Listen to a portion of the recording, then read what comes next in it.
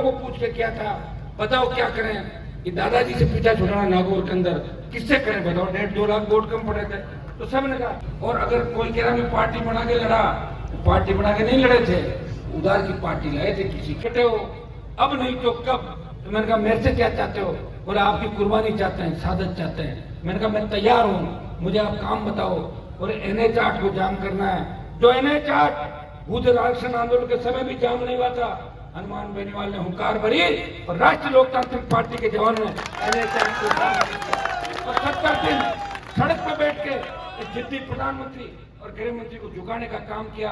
पड़ोसी हुई थाली को ठोकर मार के इंडिया छोड़ के सड़क पे कोई आया, वो नागौर का सांसद था, वो आपका भाई था, वो आपकी तरह एक प्राइमरी स्कूल से पढ़ के स्कूल कॉलेज यूनिवर्सिटी से होता हुआ विधायक और सांसद बना।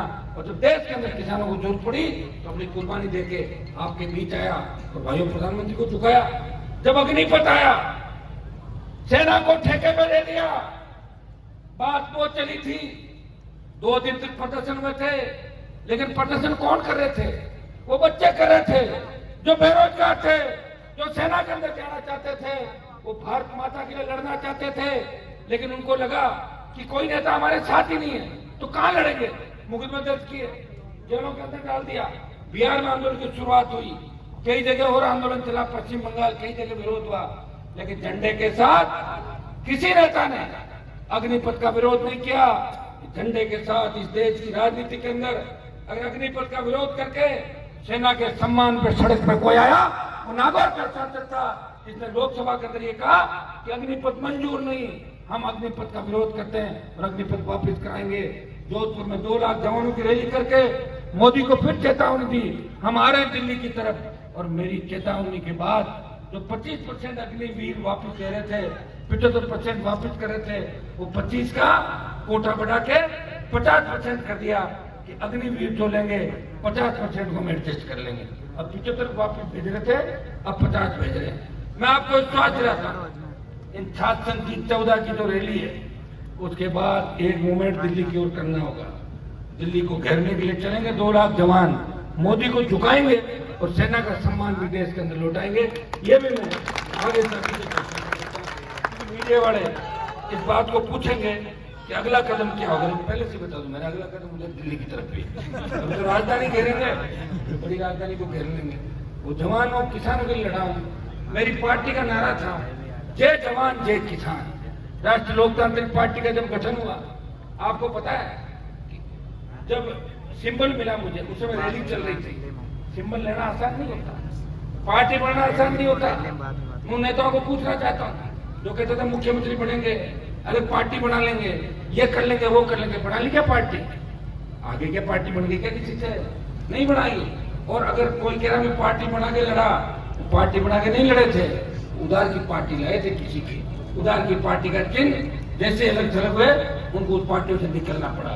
भाइयों, पार्टी अगर राजस्थान में बनाई तो नौजवानों के संघर्ष, किसानों का आशीर्वाद, हनुमान बेनीवाल ने इस पार्टी को बना के प्रयास किया। और जो बोतल का चिन्ह मुझे मिला है, कि लोकसभा चुनाव के अंदर बोतल का चिन्ह कांग्रेस बीजेपी ने मुझसे छीन लिया था।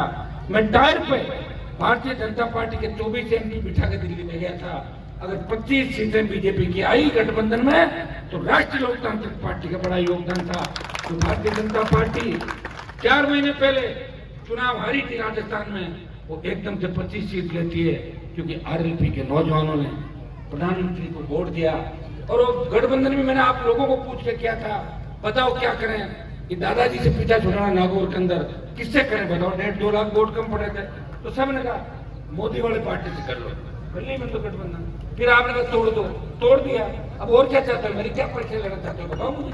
लोगों तो सत्ता में रहे 20-25 साल, उनको तो बड़ पूछ नहीं रहे, बर्बाद कर दिया इस राजस्थान को, उनको पूछ नहीं रहे। एक आदमी लड़ रहा है आपके लिए जो ये झंडा लगा के नहीं लड़ना चाहता, बिना झंडे के लिए भी आंदोलन को तैयार है। आप ये बताएं, क्या अशोक गहलोत कांग्रेस के बिना झंडे के किसी मंच पे जा सकता है? क्या भारतीय जनता पार्टी का कोई नेता बिना झंडे का आ सकता है क्या मंच पे? लेकिन हनुमान बेनीवाल ने ये कहा कि मेरे छोटे भाइयों के लिए मैं बिना झंडे भी सड़क पर लड़ाई लड़ लूंगा। लेकिन कोई आया ही नहीं। जब कोई नहीं आया तो मुझे लगा कि मेरा अगर झंडा नहीं गया तो पुलिस वाले तुम्हें कार्यक्रम नहीं कर देंगे राजस्थान के अंदर। हनुमान बेनीवाल झंडा लेके आपके बीच आया। और मैं यहाँ दूसरे जो छात्र नेता बैठे हैं उनको भी धन्यवाद दूंगा, क्योंकि मेरा जो संघर्ष है उसमें कई पार्टियों के छात्र नेता जो कभी कोई एनएसयूआई से जीता, कोई एनएसयूआई का टिकट नहीं मिला, गलती से बीपीसी जीत गया, कोई निर्दलीय जीता, लेकिन उनके मन में हनुमान बेनीवाल बसता है। वो कहते हैं कि हनुमान जी हमारे भाई हैं। और जितने भी छात्र नेता अलग अलग संगठनों को उनका मैं स्वागत करता हूँ। उनको ये भी कहूंगा कि छात्र संघ का चुनाव तुम्हें लड़ना है, मेरी पार्टी का कोई संगठन नहीं राजस्थान के अंदर। मैं तो तुम लोग लड़ते हो, जितनी मेरे से मदद होती है मदद करता हूँ। और एक बात कहता हूँ, आपस में लड़ना नहीं है।